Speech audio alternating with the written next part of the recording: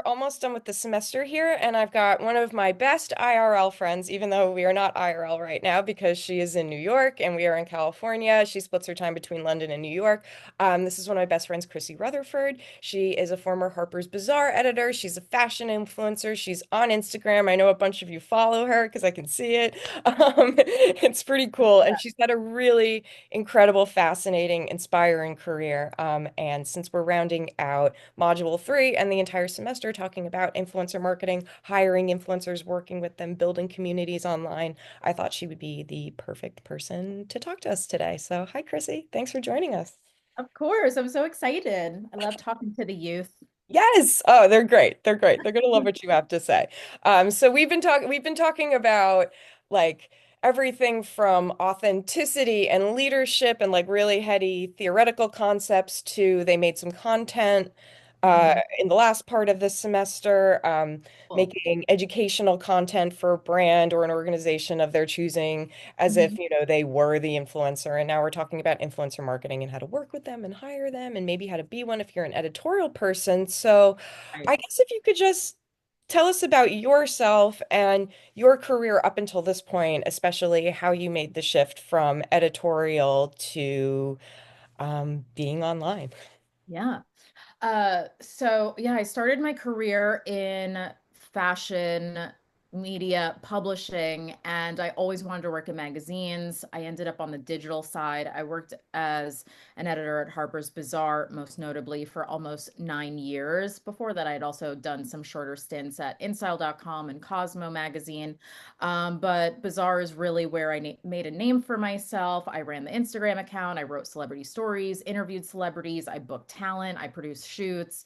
I literally did everything. And so towards the end of, I would say like the last half of, my years at Bazaar, I started getting asked by brands to create content. And Around what year was this, do you think?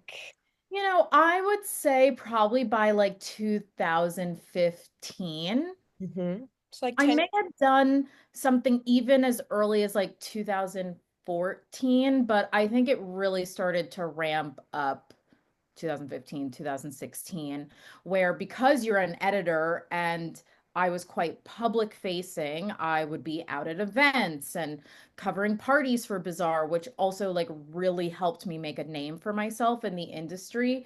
So, and also grow a following. And around then I maybe had like 20, 30,000 followers on Instagram, but that was pretty like significant for someone that was working in publishing.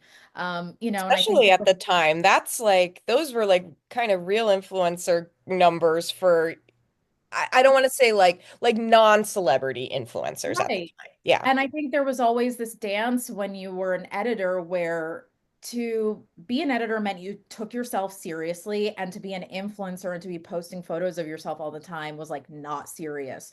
So Right. Even in really fashion, right? Like that yes, journalism, you're online. Like I've been trying to explain to my kids, to the students how like, yeah, it wasn't appropriate to be all over Instagram as a serious journalist. totally. And even like during fashion week, seeing the girls that were like outside shows getting their photo taken, like of course you wanted someone to like get to take your photo, but you didn't want to get caught like parading up and down the street outside of a show. Like that would have been very, very frowned upon. It's Like a you have to be tightrope. so nonchalant about it. Like, oh, they just took a photo of me when I was running to the car and whatever.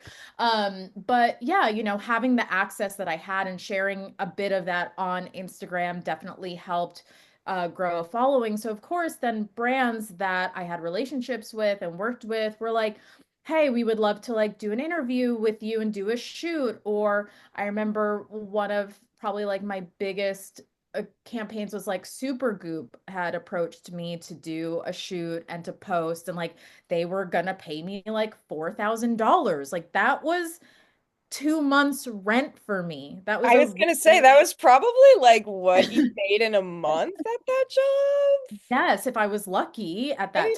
time. Yeah, it was probably just a little bit more. So I just started And taking on, also, wait, I just have to signpost this. yeah. Sorry to interrupt you. That Oh. was our rent at the time, $2,000 a month, because we Yeah. lived on the Lower East Side together. That was actually our rent. So yeah, Yes. those are real Um, IRL numbers. and so,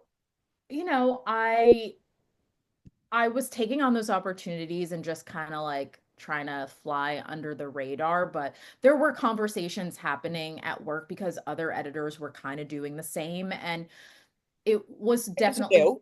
it was definitely frowned upon. Like you couldn't no one was ever putting anything in writing, and that was kind of like the loophole that I saw in it, was that I don't think it was actually something that could be enforced by any kind of rules. Like I looked in the employee handbook, Because it didn't whatever. exist before. There was no precedent for this, right? Exactly. So I was like, Instagram was only however many years old. right, like 2011. Like I remember starting the Instagram for Bazaar. Go Uh, ahead. Yes, when I got there. And I remember even like the conversations about whether we should start an Instagram. And at that time, Instagram was something that like me and my friends had. So I was like, why would a brand like Bazaar be on Instagram? That seemed so weird. And so it took us a while. It was maybe not until like 2012 that we really got on it. But anyway, so yeah, I was getting more and more opportunities. But then there were conversations around whether it was appropriate or whether the company should get a cut of what I'm doing, or bringing them into the conversation so that they can negotiate and like handle. And I was just Like like, as I'm your agent almost. right. And I'm Well, like, that must have made you think, okay, well, I'm talent.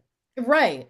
And I wasn't going to do that because I know that they were going to want to take too much money. And then also, another point of contention was that also internally at work, I was being sold to brands for branded content and either not getting a cut of that or being paid really unfairly. That's Like kind there of were my many point. times where they would hire influencers back in the day.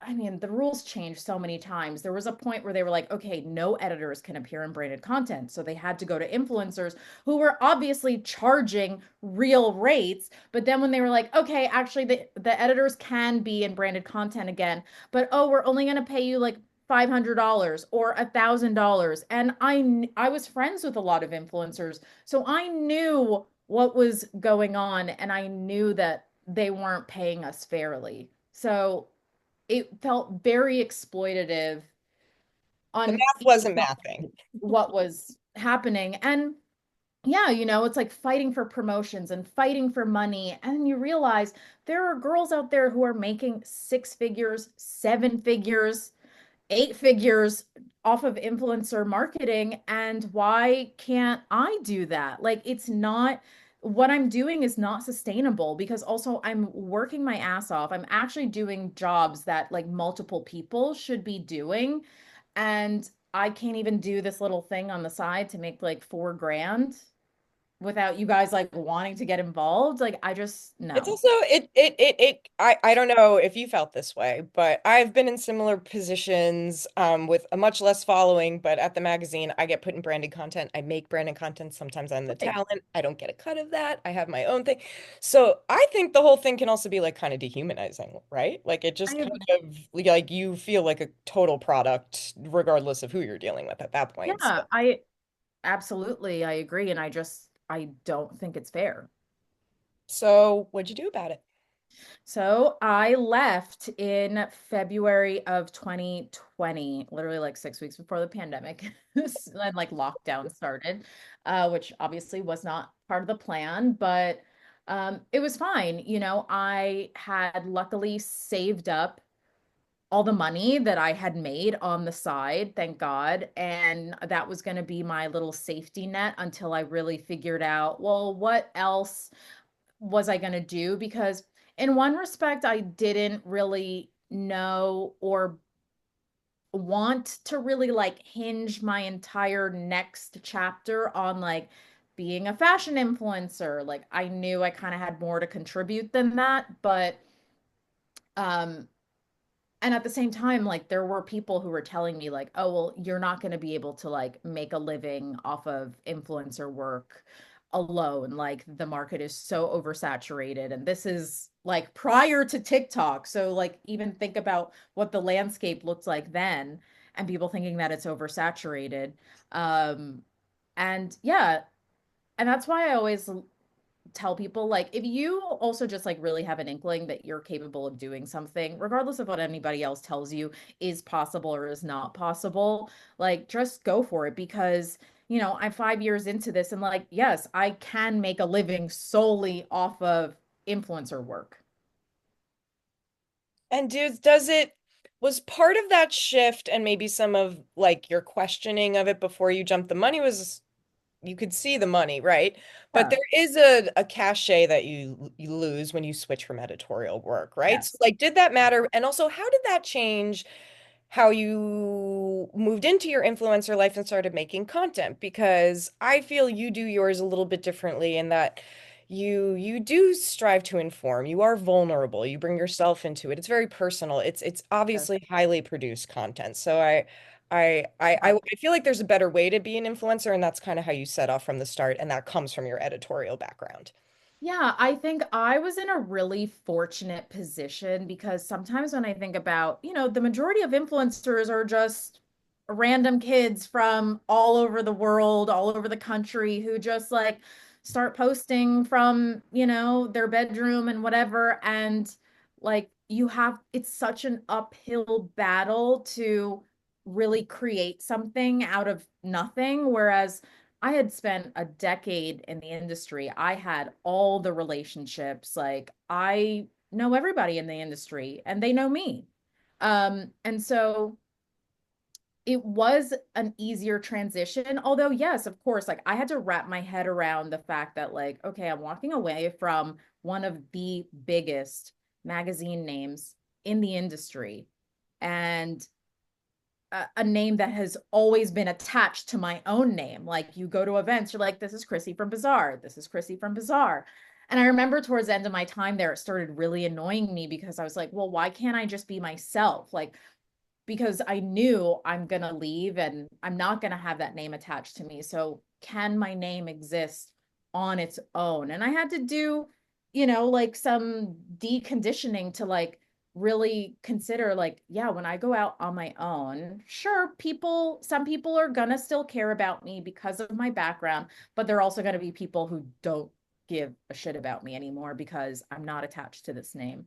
But of course, like there is some power in just being an influencer and just being on your own. And of course, the numbers matter, the engagement matters, all of that. And by the way, when I left Bazaar, I had about like 78,000 followers. So it was like good, but I feel like you really need, I don't actually, that's not true anymore. It really, really depends. But for me personally, I kind of felt like if you can just get to like 100K and above, like then you're in a really, really sweet spot. Got it. Interesting. Where are you right now? So okay, so with all of that considered, it's 5 years later. February would Yeah. have been your fifth year anniversyou of striking Yeah. out, right? You got your newsletter for Joy now. You've got a whole bunch of stuff going on. So maybe bring us up to the present. How many followers do you have now? You don't have to give us your income, but how you doing? Yeah. How you living? And yeah, give us the landscape of your whole business.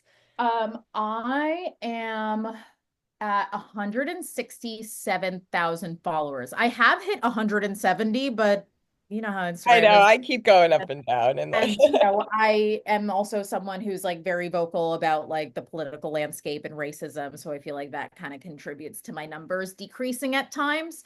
But still, it's a really great spot to be in. I just hit like 15,000 on TikTok. So, that's ridiculous. Yeah. exciting.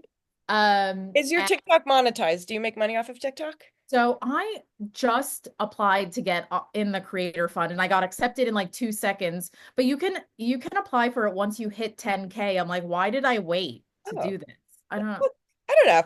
Because you're busy. I thought it was gonna be like a harder process to get Yeah. to it, but it was like I just literally had to like click a button and then I They were got like, accepted. thank God you're I'm finally here. already verified on TikTok, so maybe that also helps. Sure. Um, but yeah, I mean, I make a very comfortable like six figures.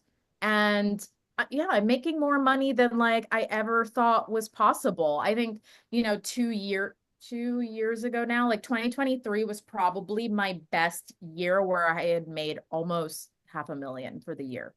Amazing. And so, okay, so you've got your newsletter, you've got your Instagram, you've got TikTok. Are those the three main places where you're monetized? Or Yes. how you're monetized? So that's where all of your income comes from. Okay, Yeah. and so how do you work with brands? Do they approach you? Do you approach them? How does that work for someone who has no idea how a sponsored post ends up on somebody's feed? So again, because of my background in the industry, I am very lucky in that I would say 95% of my work is inbound. I also had management for a long time. So that's also, I think, an important factor to bring into this as well. I started talking to management companies before I even left Bazaar.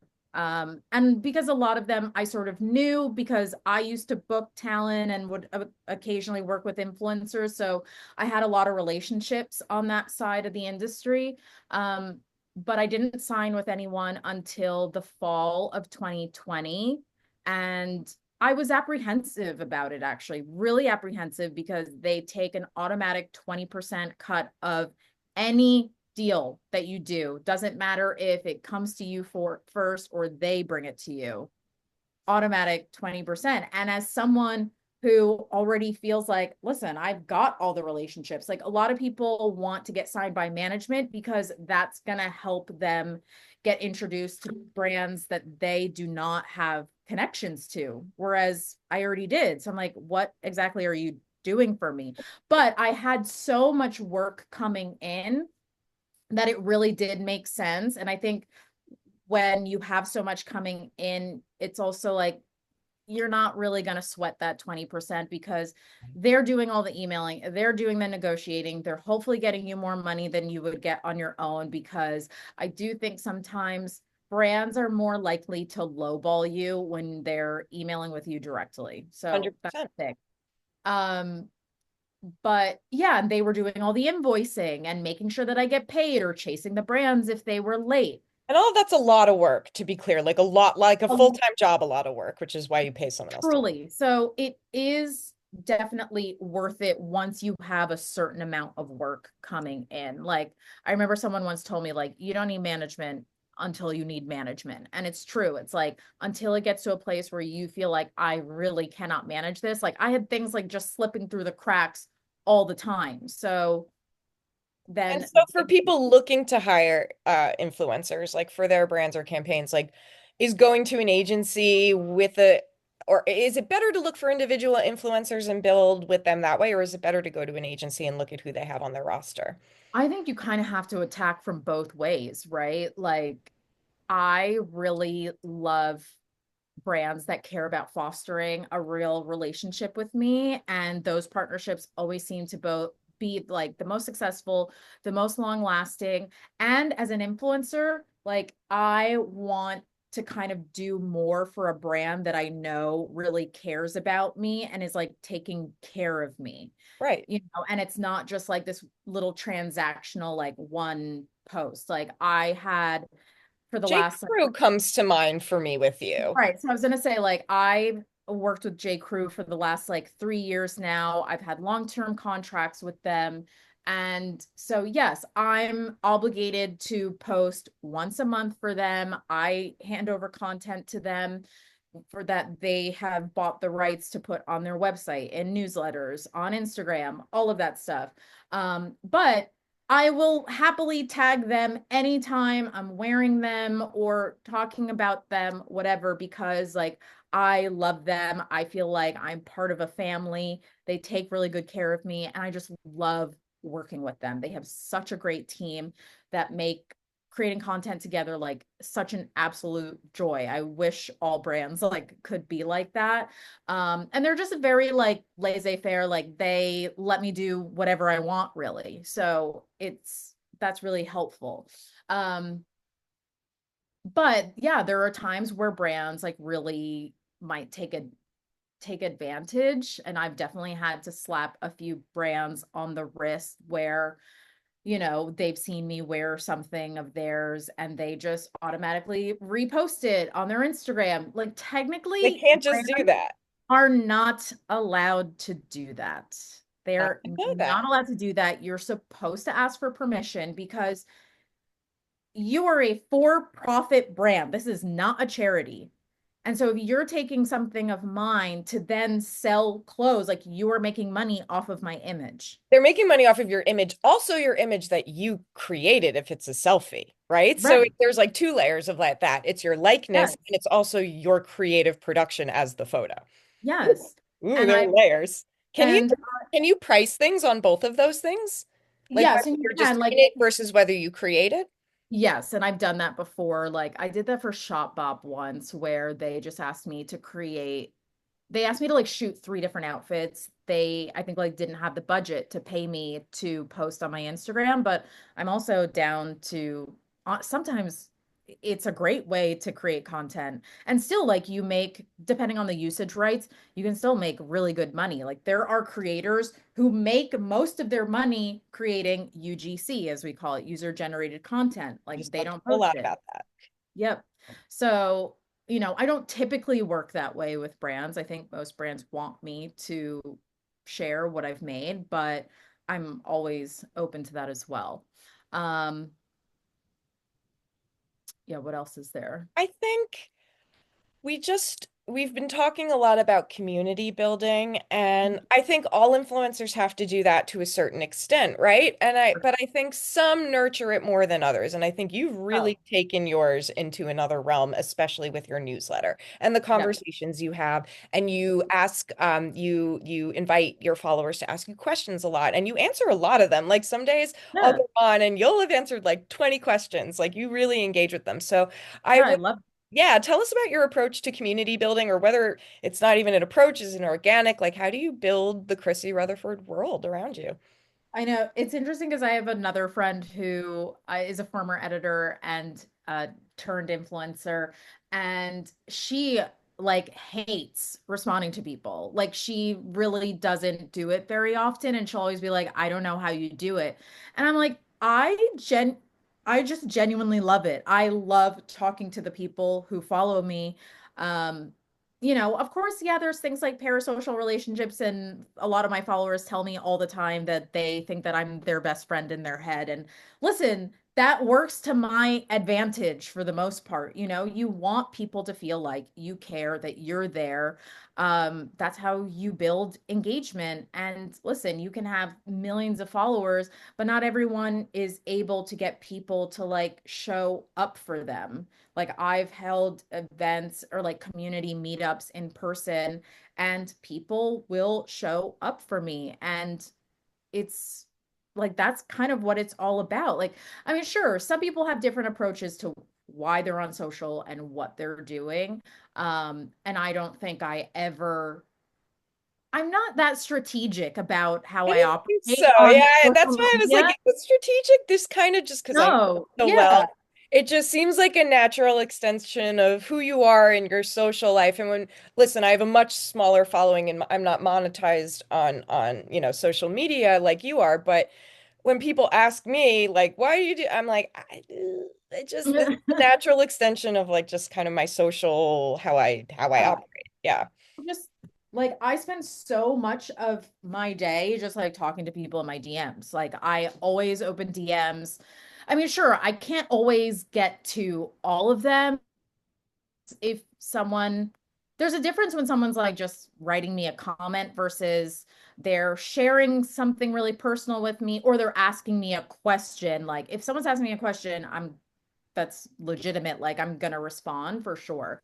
Um, and yeah, I just really love engaging with people. I love doing like ask me a question on Instagram, although another thing that's not great for engagement these days is Posting in stories. Instagram apparently hates it, but I really enjoy doing it. So there's that.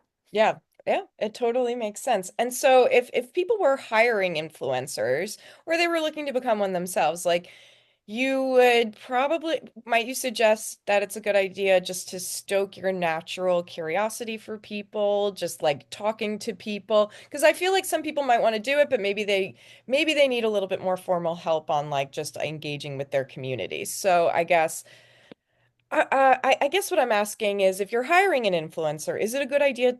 How can you tell who's doing it organically versus someone who's just gaming it and doesn't matter? I think organic community building matters, but I guess I'm Yeah.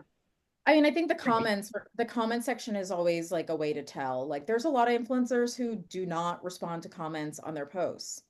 and you can tell Like, by how many people they follow back too, right? Like if you go to a profile and someone follows 17 people, you can right. probably tell they're not there to like really socialize with anyone.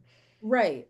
So I think that's always a way. And like, I don't know, I think most influencers who are really engaging with their audiences, like even in DMs, I feel like that always comes across because so many people end up like sharing snippets of those DMs, or like I just think it's very clear, it's always very clear Mhm. who's really doing that, or through doing Q&As. Like some people never do Q&As on Instagram, whereas like I follow a lot of other influencers. Even like Tinks is someone that comes to mind. She's super popular on TikTok and on Instagram, and I think does Q&As twice a week, every single week. That's a Yeah. lot. That's a lot of engagement. And do Yeah, you think it works for her? I mean, I guess it's hard to quantify the value of right. community building, but for you, if you could, how would I you and how meaningful definitely is it to your business? I definitely think it works for her. I think that's because she also became seen as someone to go to for advice. Mhm. So I think that really worked in her favor. Like, she wrote a book of giving like dating advice, and I think a lot of that was born from how she was interacting with her community through her Q&As. That makes sense. Just a couple of more questions. We'll Yeah. we'll do this quickly, but how do you decide what opportunities are aligned with you and what you're going to turn down? What's the main criteria there?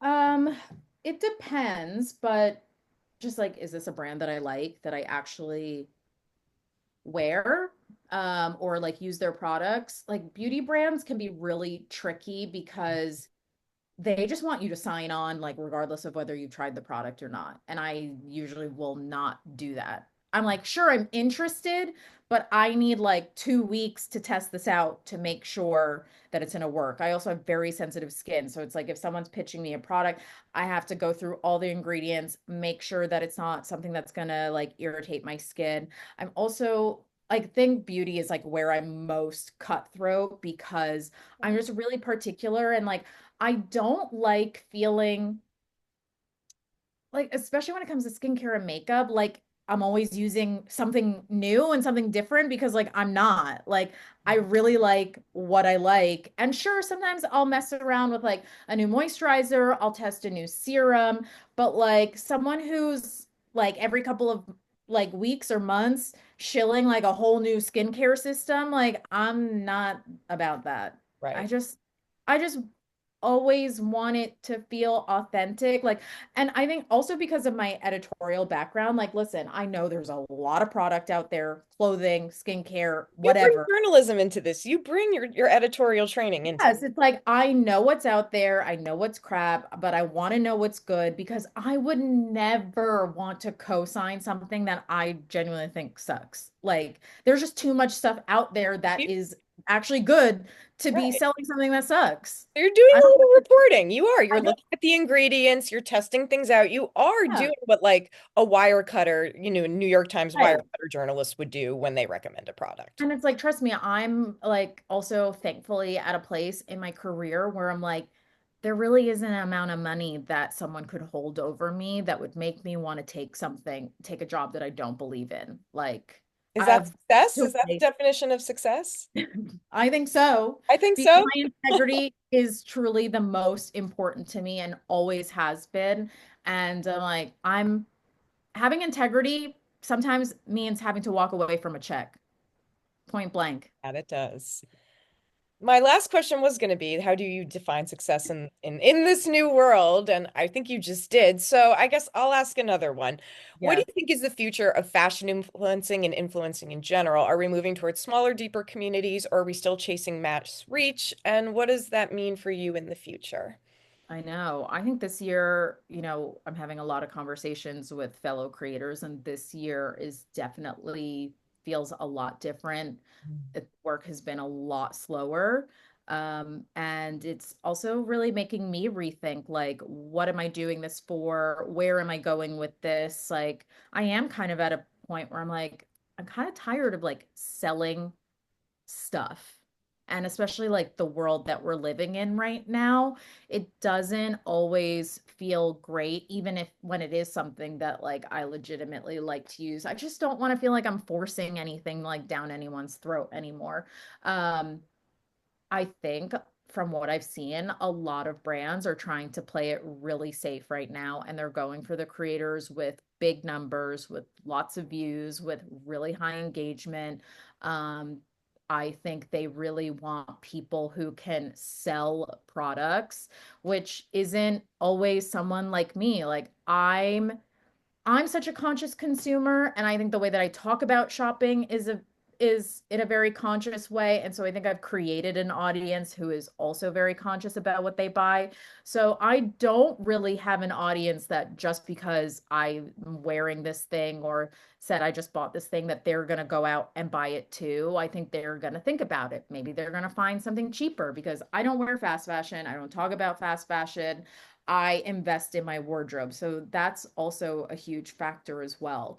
Um, and so you're going to come with me. You're going to want to work with me because of the awareness factor, because I have that trust with my community. So yeah, if you want someone to sell something, you're going to go with someone else for sure. Do you think you'll be leaning into your newsletter more at all? Do you see For growth there? You sure. get meaningful income from that, right? Yeah, We were talking about how blogging is like kind of coming back. I So I know really think some of my blogging students are interested in that. I think blogging is making a huge comeback. My newsletter is definitely the area that makes me feel most fulfilled and like I'm doing something good for the world. Amazing. Well, thank you so much, Chrissy. I love you so much. Good. I'm so Love proud of you. I'm you. so proud to know you and see everything that you've done. And I think everyone, I can speak for my students when we really appreciate you making time and sharing your Oh, world of with us. course.